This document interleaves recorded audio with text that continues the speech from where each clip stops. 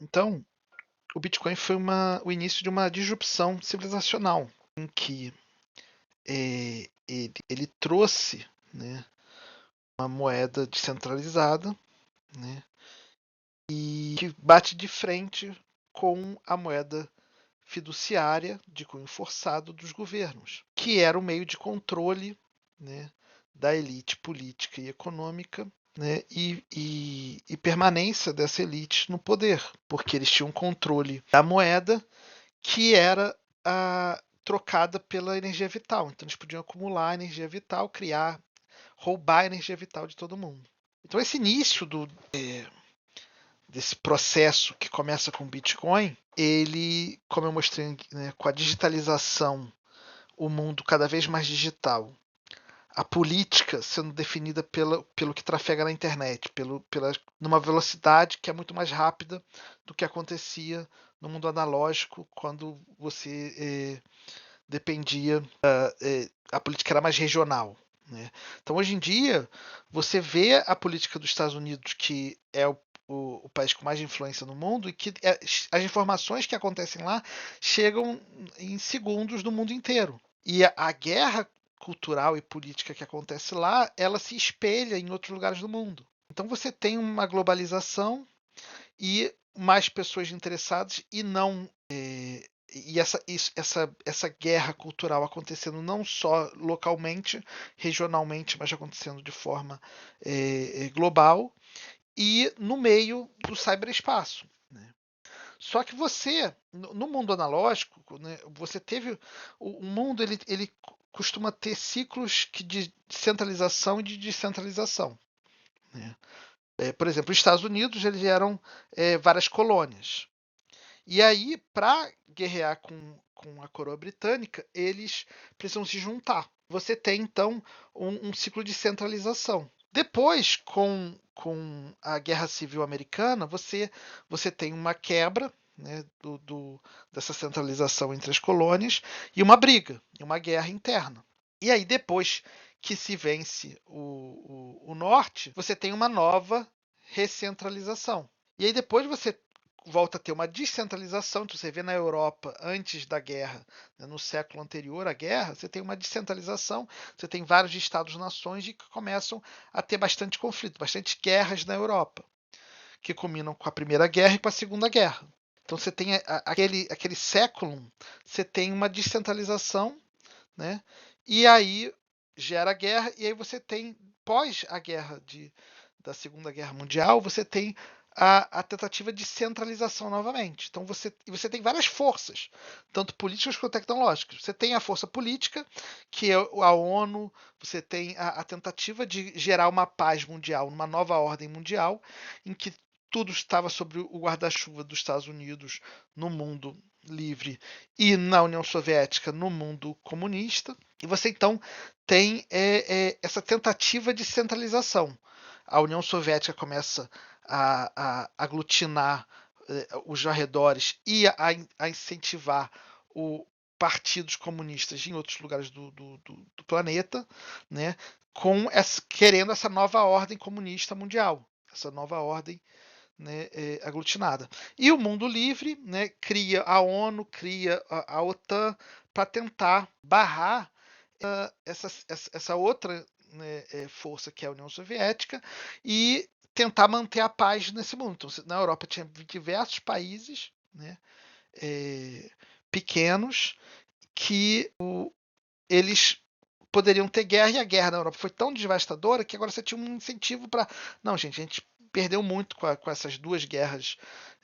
Agora vamos tentar ter paz. E para ter essa paz, vamos centralizar tudo. Isso foi na esfera política. Na esfera tecnológica, você teve também tecnologias que ajudaram a essa centralização. Uma das tecnologias foi o rádio e a TV, que que tinha uma banda limitada, diferente da internet, que você consegue ter troca entre diversos nós.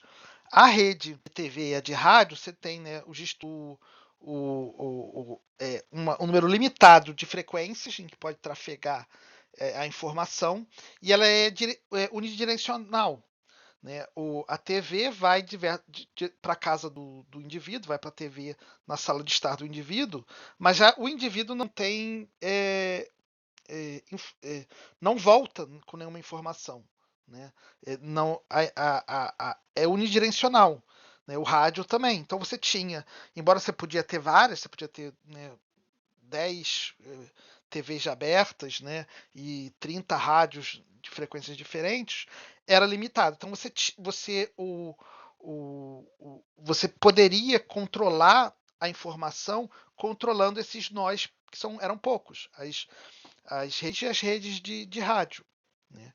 E o jornal, você precisava ter uma escala muito grande, então você tinha a impressão de jornal, só que eram poucos jornais que se destacavam, né?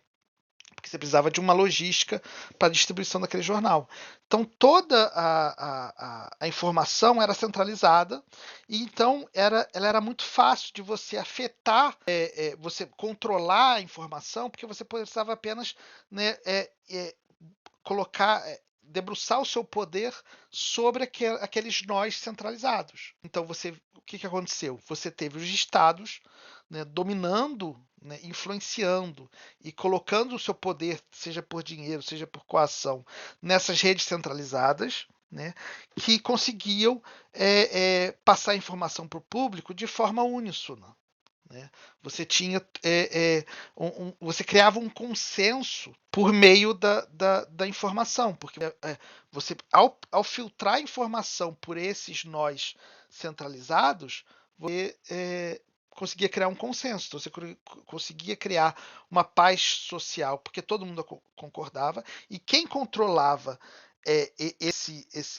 esse filtro, que era as redes de TV e rádio e os jornais, né?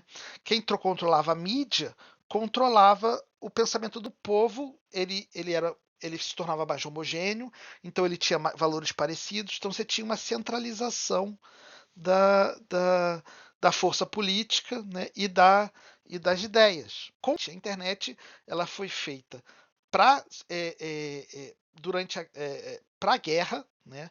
Então você não podia ter um nó centralizado, porque se aquele nó fosse atacado, você poderia prejudicar a comunicação. Então você precisava, né, da ARPANET, era nós descentralizados de comunicação, para se tivesse uma bomba atômica vindo da União Soviética, a informação não se perderia, porque o roteamento por outros nós iria acontecer, então a informação ia chegar para todo o continente americano, então você não ia perder a informação, e assim você não ia perder a guerra. Então a internet criada dessa forma incensurável e, né, você não conseguia bloquear porque ela tinha esse roteamento centralizado, e quanto mais nós, mais poderosa se tornava essa incensurabilidade, né, ela é uma força que move no sentido contrário. Então agora você tem, né, a informação ganhando esse poder centralizado, né, que agora tem uma novidade, que é a internet. E aí as pessoas começam a conversar entre si sem o filtro centralizado das TVs, sem o filtro que é controlado com o dedo do poder político sobre as TVs, e aí a informação livre começa a atiçar ideias novas na sociedade, né?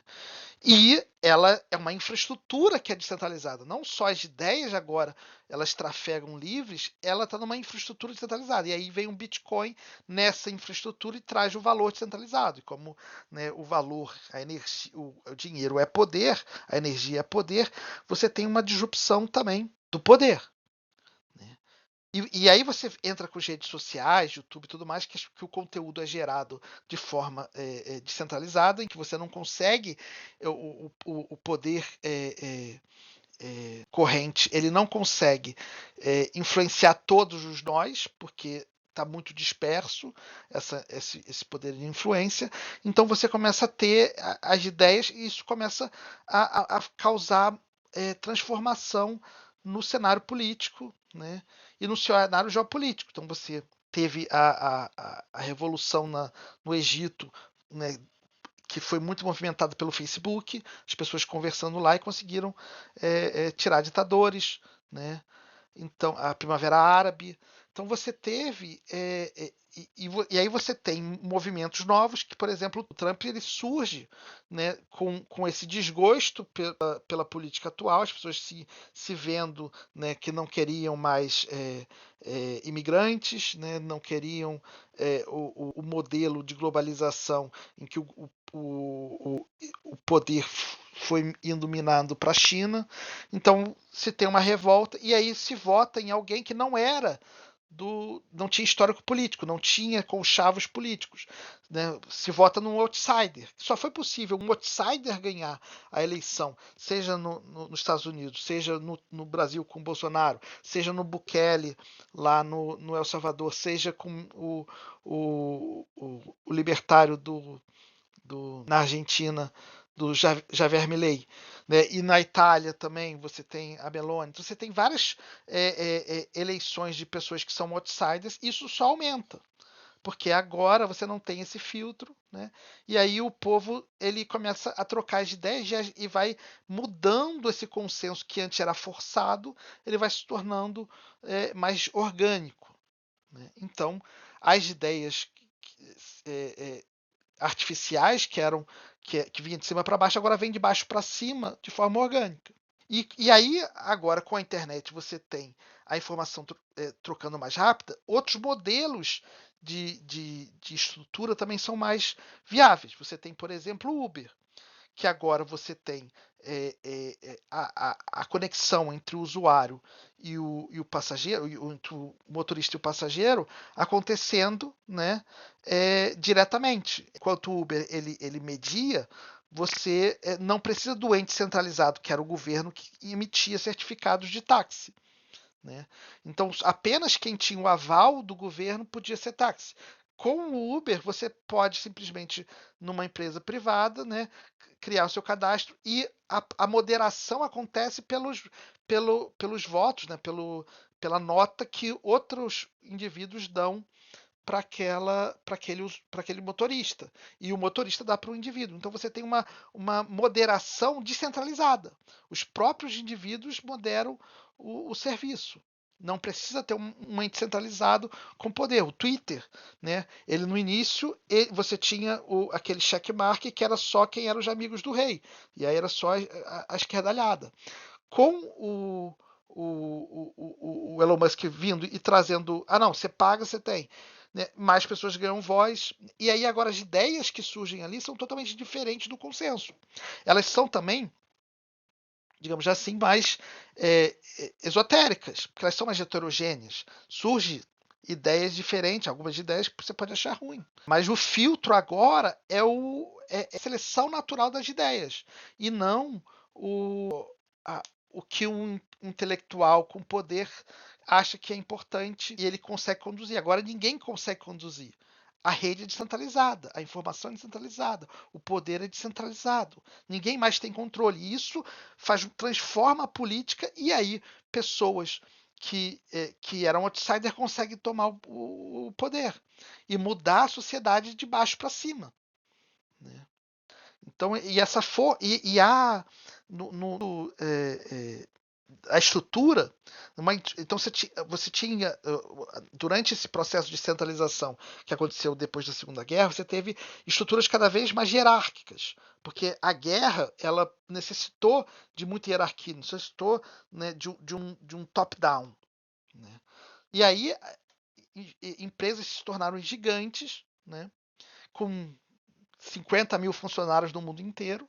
Né? E agora você vê o processo em que essas estruturas de hierarquia estão cada vez mais lentas e engessadas, então você vê um processo das empresas também. Agora que a informação trafega mais rápido, você pode ter estruturas de controle de empresa, de governança de empresa mais descentralizadas, mais ágeis. Né? Então você tem metodologia ágil no sistema de desenvolvimento de software. Você tem times e gerências que são muito mais achatadas. A quantidade de níveis que você tem entre o base do que está na base e o CEO são menos. A informação trafega mais rápido. A tomada de decisão ela não está apenas no CEO. Outros diretores e outros gerentes conseguem tomar decisões importantes. Né? Por quê? Porque a informação está mais fácil de trafegar. Então você consegue tomar decisões, mesmo sem estar no topo da hierarquia, com certa. Então você tem estruturas se tornando cada vez mais chatas, né? Mas você ainda tem a internet moldada por tecnologia, por empresas super grandes. Por quê? Porque o poder da centralização barateia o custo, tem ganho de escala. Né? Então, a tecnologia do século passado, em que o ganho de escala foi tão importante, Ford era tão importante. Então, o artesanato, né? Você construir um carro artesanalmente não se tornou mais viável. Né? E a coisa artesanata cada uma é diferente da outra, cada um tem um diferente. Na coisa, né, industrializada com alta escala, tudo é igual. E você ganha pela escala. Aí agora você no século XXI, né, nessa virada, né, nessa guerra entre esse fourth turning, né, essa quarta virada é a guerra entre a centralização e descentralização. Então surgem novos líderes, porque agora representam o baixo para cima, né, organicamente. Vai surgir novas tecnologias que elas também são descentralizadas. Então o YouTube ele provavelmente vai ser substituído por uma rede que os vídeos são descentralizados e elas funcionam. A moderação funciona pelos próprios usuários, o valor acruído na rede dispersa pelos usuários conforme a influência que eles têm na rede. A rede cresce, todo mundo que participa da rede ganha valor. Né? Você vai ter isso. Né? E que vai estar guerreando com o paradigma anterior, o paradigma da TV, né? Agora em guerra com o paradigma da internet, que é descentralizado. Então, a disrupção política vai acontecer também, a disrupção tecnológica vai acontecer, o Bitcoin sendo a descentralização da energia, que é a coisa mais importante, traz a blockchain, que aí você pode ter registros descentralizados, então você pode ter banco de dados descentralizados, você pode ter estruturas de CDN descentralizadas, né, de estruturas de tráfego de dados de forma descentralizada, que vai ser mais barata que a descentralizado. Entendeu?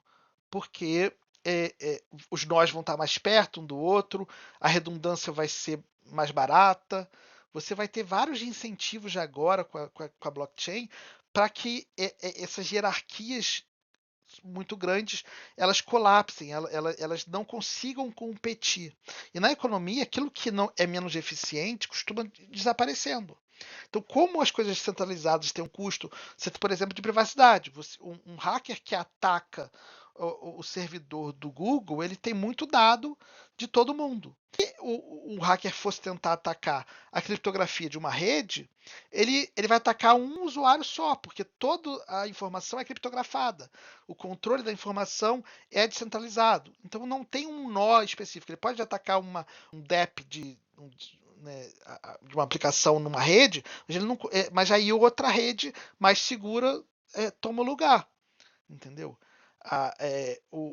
Os pontos de ataque são que um hacker, para dominar tudo, ele precisa, são infinitos os nós que ele teria que atacar. Já na centralizada do Google, ele só precisa atacar aquele servidor, ele consegue pegar toda a informação, né? Então você tem um risco de privacidade. Você tem a redundância tem que acontecer, então agora mais um ponto de ataque para o hacker.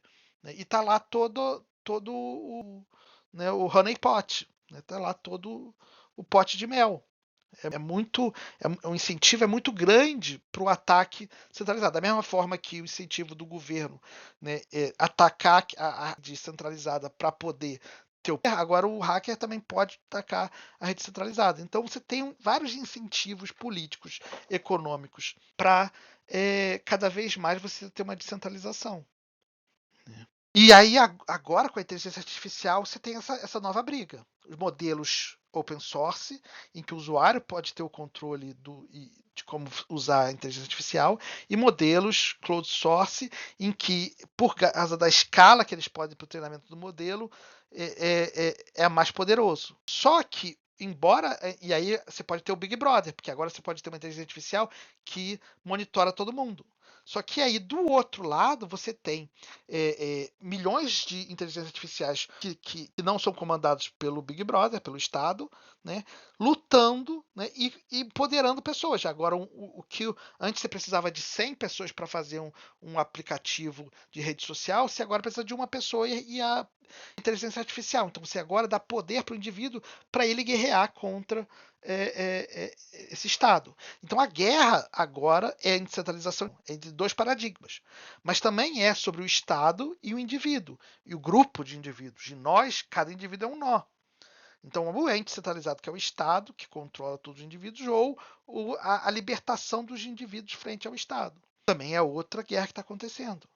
A guerra da informação consenso contra a guerra heterogênea que o consenso é impossível, porque cada um tem uma perspectiva diferente. Isso acontece. Então, esse é o paradigma que vai acontecer. A guerra cultural que a gente existe, a polarização que existe, é o desfecho do século de centralização passado, que entra em colapso porque ele não se sustenta mais, precisa de uma revolução, e essa revolução acontece no meio cultural, no meio da informação, no meio da disputa entre o paradigma centralizado e o paradigma descentralizado, em que a informação barateia muito o custo de transação e não tanto o custo de administração. O custo de administração, que era algo que ajudava hierarquias, né? Mas agora, com o custo de transação muito mais barato, né, o contato, que é você fazer o contato entre o usuário do Uber e o motorista, eles fazem uma transação de forma muito mais rápida do que você ter todo um sistema para certificação de motoristas. E o Uber vai ser substituído provavelmente por uma rede, um smart contract, que vai rodar numa blockchain, e o roteamento entre usuário e cliente não vai nem depender de uma empresa. Porque nesse paradigma do Uber você não precisa de dados centralizado. Você pode ter um banco de dados descentralizado rodando numa blockchain. Né? Você tem o Arcade City, que é, de certa forma, um Uber descentralizado. Né? Você tem o Mercado Livre, que é muito mais descentralizado do que o varejo antigo, o Walmart antigo, em que cada usuário vende para outro usuário. Só que ainda está em cima de uma empresa. Mas você não precisa, você poderia ter o que aconteceu com o Silk Road, em que era totalmente. Rodava na Deep Web, que você trocava ali e não tinha os controles de momento centralizado. O governo não podia impor a lei sobre ele porque era totalmente centralizado. E aí, só que você tem, por exemplo, a rede de torrent, você não consegue tirar todos os torrents porque a distribuição em torrent é nó por nó, é peer-to-peer. O peer-to-peer é descentralizado. O banco central, o banco de dados central é centralizado. O banco de dados central é um vetor de ataque para a privacidade. A coisa descentralizada você não consegue censurar. A coisa descentralizada, ela ganha conforme mais gente está se dando, né, o seed do torrent, aumenta a velocidade para todo mundo, fica mais fácil de conseguir o dado para todo mundo. Então essa disputa que inicia com a internet e que ganha força com o Bitcoin é uma disputa entre dois paradigmas, entre o paradigma centralizador e o paradigma descentralizado. É bem interessante isso. Se você achou, dá o like e assista aos outros vídeos aí que eu fiz anteriormente.